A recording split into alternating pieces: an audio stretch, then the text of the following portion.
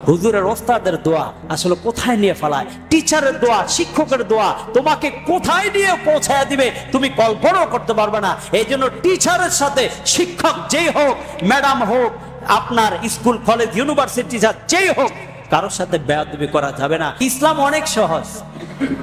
আপনি হুজুর রেখেছেন বাসায়, হুজুর শিখাবে, সবকিছু হুজুর দেওয়া হয় না। ম্যাডাম শিখাইছে, ম্যাডাম রাখছেন, ম্যাডাম দিয়ে সবকিছু হয় না। কিছু পরিশ্রম আপনাকেও করতে হবে।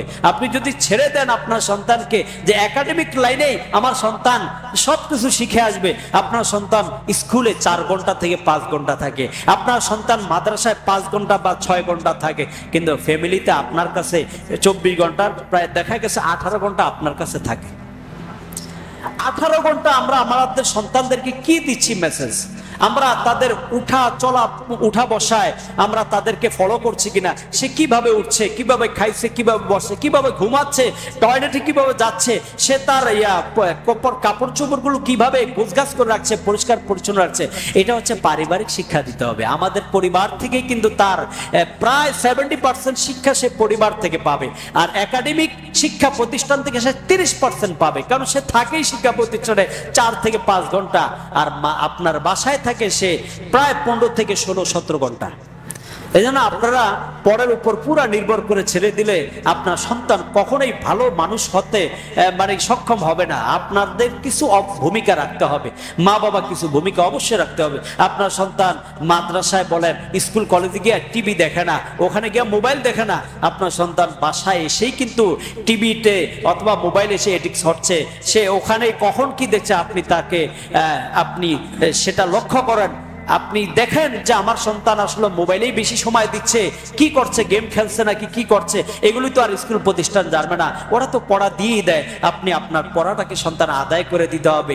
আজকে একটা ভিডিও দেখলাম যে একটি বাচ্চা, মনে হয় ইন্ডিয়ার হবে বা অন্য কোনো বাহিরের রাষ্ট্র, বাচ্চার 2 চোখের মধ্যে এরকম এক ধরনের রক্ত মাখা দিয়ে ওই যে ব্যান্ডেজ করে অন্যান্য বাচ্চাদের সামনে নিয়ে আসছে, আইনা পরে কাঁদতেছে। ম্যাডামরা অভিনয় কি, ম্যাডামরা বাচ্চারা কাঁদতেছে যে ও মোবাইল দেখার কারণে 2 চোখ নষ্ট হয়ে গেছে। এই কথা বলাতে অন্যান্য বাচ্চারা তারা সবাই কান্না শুরু করে দিছে। তাদেরকে বলছে যে যে মোবাইল দেখে সে তার তো চোখ নষ্ট করছে, তোমরাই মোবাইল ধরো। তোমাদের কেউ ধরতে চায় না, বুঝাইলো যে বাসায় গিয়ে তোমরা মোবাইল যেন না ধরো, মোবাইল ধরলে তোমাদের চোখ এরকম নষ্ট হয়ে যাবে ওর মতো। এটা সর্বশেষ দেখাইলো অভিনয় যে আমাদের বাচ্চাদের কিভাবে শিক্ষা দিতে হবে। বাচ্চাদের চোখের প্রবলেম হয়, এটা বুঝাইতে হবে। তো আমাদেরকে কি করতে হবে যে 18 ঘন্টা আমার সন্তান আমার কাছে থাকে, আমি যেন আমার সন্তান মাদ্রাসায় পড়ুক, স্কুলে পড়ুক, কলেজে পড়ুক, যেখানেই পড়ুক, যে শিক্ষাটাই সে অর্জন করুক, আমাকে বাসাতে পরিপূর্ণ গাইড দিতে হবে। সে নামাজ পড়ছে কিনা এটা আমাদেরকে আদেশ করতে হবে। আমি আমার কথাই বলি, ছোট কাল থেকে আমার বাবা বলতেন তুমি একটা কোরআনে হাফেজ, মাদ্রাসা আমি যখন যাওয়া শুরু করছি আমি এখনো কোরআনে হাফেজ হইতে পারি নাই, আমি মাত্র মনে হয় কায়দা নিছি। আব্বা তখন দিয়ে বলতো তুমি একটা হুজুর আরেকজন হুজুরের সাথে চলবা যাতে তোমার পরিবেশ ঠিক থাকে।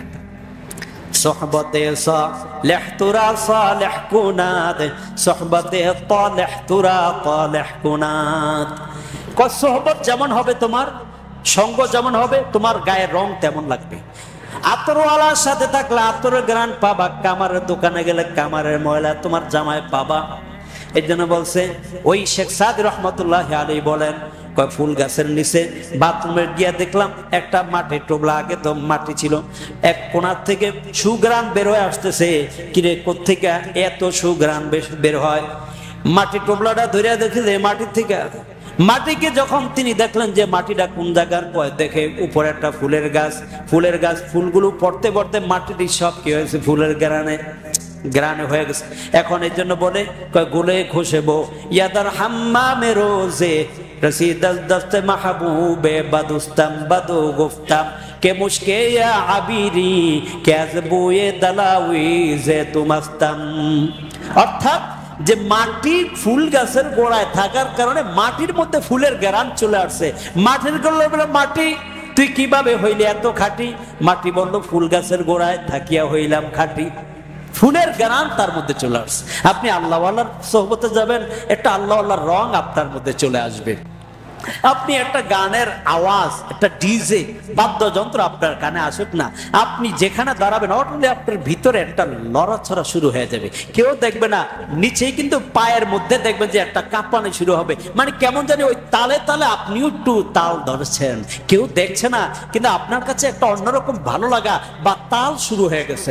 আল্লাহ ওয়ালাদের সোহবতে গেলে, ভালো মানুষদের সঙ্গে থাকলে কেমন জানি দেখবেন আপনার খারাপই থাকলো, সিগারেটটা দেখছে হুজুরে দেখে সিগারেট গুঁজায় রাখছে, তার মানে এটাতে প্রমাণ করে যে হুজুর দেখার সাথে সাথে হুজুরের সামনে সিগারেট খাবো, এটা আদবের খেলাপ, হুজুর কি না কি মনে করে অস্থির সিগারেটটা গুঁজায় রাখছেন। তা আমরা তো মাঝে মাঝে দেখি নামাজ পড়ে এসে অনেকে দোকানে বসছে, বৈশা একটু মোটামুটি রেস্ট নিচ্ছে, একটা পান খাবে, সিগারেট খাবে, তো অনেকে যখন দেখি যে এমনি ধরাবে বা এমনি মুখের নিচ্ছে, আমার দেখে এমনি করছে, তা আমি আবার না দেখার মতো বান করছি, এটাই তো আদব। এখন যদি আমি দেখি হে মিয়া কি খাইছে, শরম পাবে না, পরে আমার মর্যাদা কমে যাবে। এই জন্য আমাকেও মুক্তাজা হাল পরিবেশ বুঝে কাজ করতে হবে।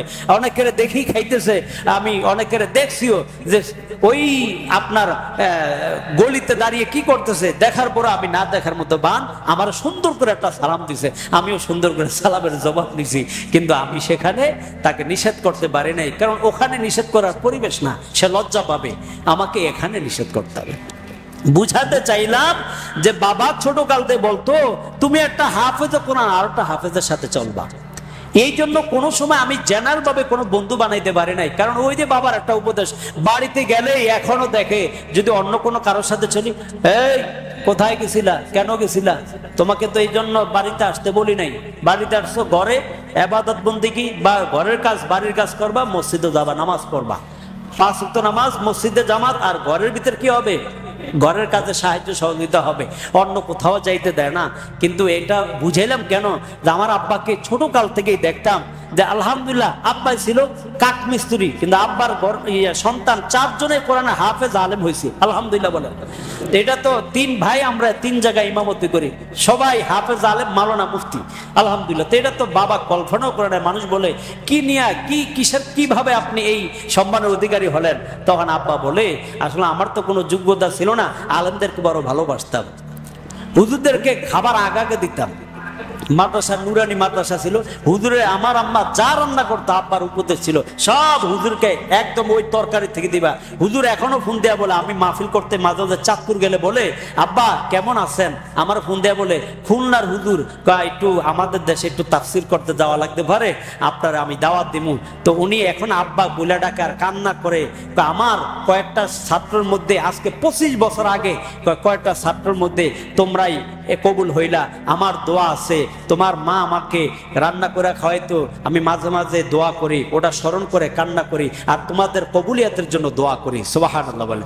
হুজুরের ওস্তাদের দোয়া আসলে কোথায় নিয়ে ফেলায়, টিচারের দোয়া, শিক্ষকের দোয়া তোমাকে কোথায় নিয়ে পৌঁছায় দিবে তুমি কল্পনাও করতে পারবে না। এই জন্য টিচারের সাথে শিক্ষক যেই হোক, ম্যাডাম হোক, আপনার স্কুল কলেজ ইউনিভার্সিটি যেই হোক, কারোর সাথে বেয়াদবি করা যাবে না, সবার সাথে খোঁজখবর রাখতে হবে, সবাইকে কিছু না কিছু গিফট হাদিয়া দিতে হবে। তো যাই হোক, এটা বললাম কেন, যে আপনার সন্তানকে ঘরের মধ্যে আসার পর একটা সুন্দর পরিবেশ দিবেন। টিভি আপনার ছেড়েও, আপনি টিভি দেখলেন অনেক কিছু কিন্তু অনৈতিক বিষয় আসতে পারে, আপনি টিভিটা সন্তানদের সামনে ছাড়বেন না, ওদের জন্য আলাদা জায়গা করে দিবেন।